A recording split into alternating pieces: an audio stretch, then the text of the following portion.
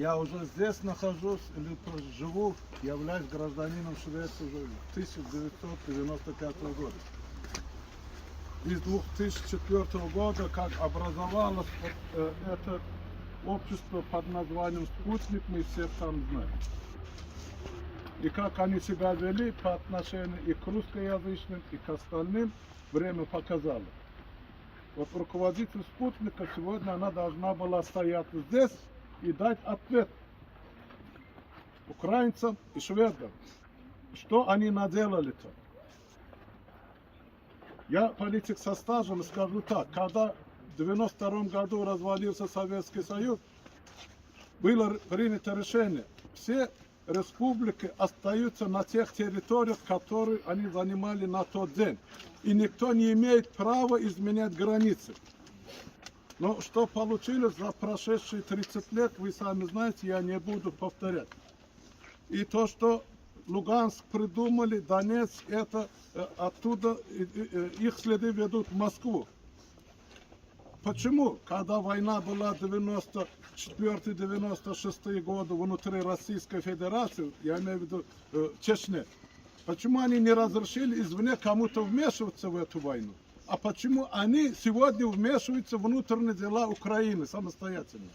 Тем более они дали все гарантию Украины, когда Советский Союз развалился, они дали Украине гарантию, что вы избавляетесь от ядерного оружия, а мы вам гарантируем во веки веков целостность ваших границ и покой и спокойствие. Где оно?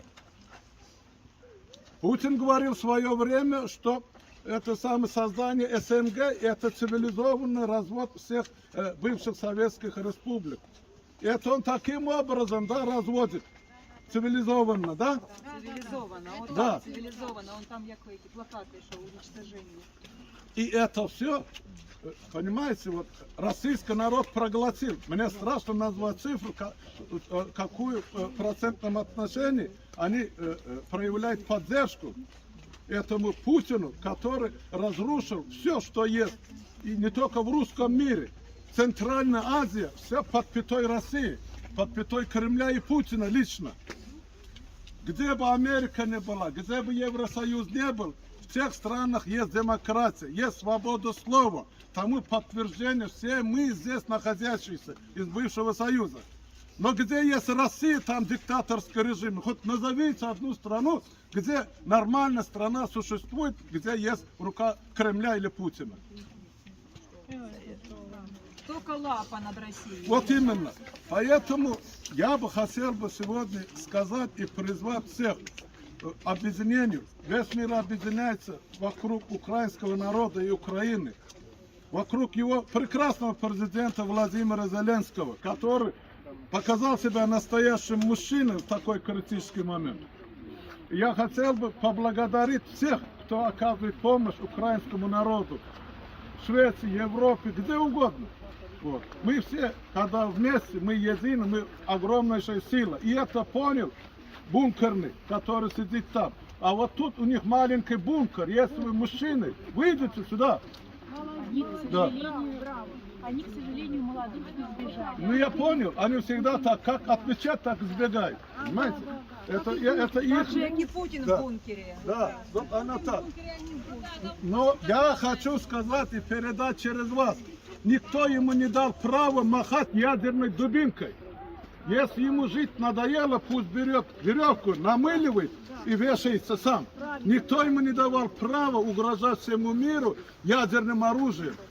Я за своих детей, внуков и правнуков любому глотку перегрызу, в том числе и вам. Попробуйте, только суньтесь в эту страну, в Швецию, Европу, куда угодно, в Украину. Мое оружие сейчас слово, но если понадобится, я возьму в руку автомат. И будем защищать демократию во всем мире. Спасибо всем за внимание. Смерть Путину, а с ним и банде Озерной. Слава Украине! Героям слава!